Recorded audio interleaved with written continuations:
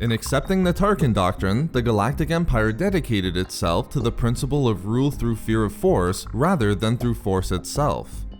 This concept required displays of power from the Empire through fear-inducing superweapons, which would end dissent and rebellion against the Empire before it began. Of course, one superweapon the Empire hoped would achieve this end was the Death Star. But there were also a number of other superweapons that the Empire either had or planned to develop as part of their principle of rule through fear. In this video expose, I will describe 7 of these superweapons as explained by the Imperial Department of Military Research within the Imperial Handbook. First, we'll look at 3 superweapons that the Empire had within its possession, working in tandem with the Death Star to strike fear across the galaxy.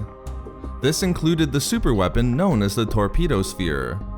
An orbital siege platform almost 2 kilometers in diameter, the Torpedo Sphere was outfitted with 125 separate clusters of proton torpedo tubes. It would fire these torpedoes in rapid succession at their target. This would result in concentrated destructive damage that was large enough to decimate an entire capital ship or even a large city. The second superweapon the Empire already had at its disposal was called the Visual Electromagnetic Intensifier, or VEI for short. While the Empire had hundreds of torpedo spheres in production, VEIs were far more rare within the Imperial fleet. This superweapon consisted of a network of satellites placed within a synchronous orbit above their target planet. The VEI would then amplify light to produce blinding and burning effects upon the planet's surface through amplified electromagnetic radiation. In addition to obvious burning effects against the population, the VEI could also increase the planet's temperature and also produce catastrophic floods, droughts, and even firestorms. The final superweapon that the Empire had already brought into production was the Orbital Night Cloak. Similar to the VEI, it called for a deployment of a satellite network above a target planet.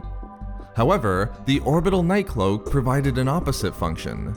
Instead of amplifying electromagnetic radiation, it intercepted it and captured it within the satellite system.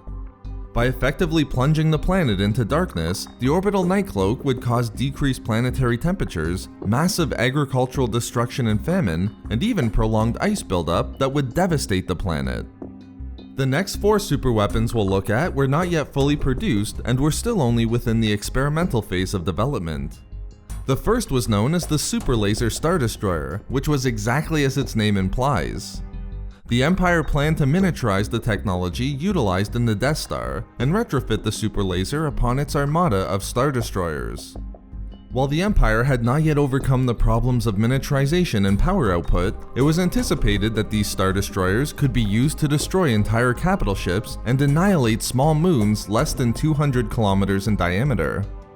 At number 5 on our list is the superweapon known as the Metal Crystal Phase Shifter, or MCPS. Although the weapon was only in early testing, it was believed that it could project an energy field against a target vessel and weaken the molecular bonds of the target. Even Durasteel attacked with their MCPS would be punctured with thousands of cracks, ultimately resulting in the catastrophic loss of structural integrity.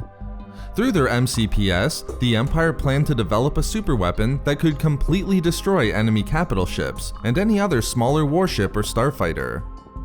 In the penultimate spot on our list of Imperial superweapons is the Omega Frost, which was really a glorified freeze ray. First, it called for the placement of 2 conductor towers that had a range of thousands of kilometers. Then, the towers would project an energy field across the 2 towers that would instantly flash freeze any moisture within the field. As a minimal vibration was also produced within the field, the Empire anticipated that it could shatter most enemy vehicles and structures as their molecules approached absolute zero, as well as instantaneous death for any living beings within the field. And the final superweapon that the Empire planned to one day bring into full production was the World Devastator. Although only the most basic of information was allowed to be revealed, we know that this superweapon was a battle wagon that would hover slightly above a planet's surface using anti-gravity repulsors. By using a powerful tractor beam, the World Devastator would draw in debris found on the planetary surface, which would then be synthesized into raw ores. The internal factories of the superweapon would then rapidly produce starfighters and other attack vessels to deploy against the planet. Through this superweapon, the Empire hoped it could unleash prolonged damage to the infrastructure of the planet. So there we have it, 7 superweapons either achieved or planned by the Empire. We love making these videos, so why not subscribe for more fun Star Wars theories and discussions? Also, if you enjoyed the video, think about giving a like or leaving a comment. Or perhaps follow us on Twitter at SW Reading Club for updates regarding the channel. Or support the channel through Patreon for access to exclusive hangouts and book discussions. If not for me, for putting a super laser on everything.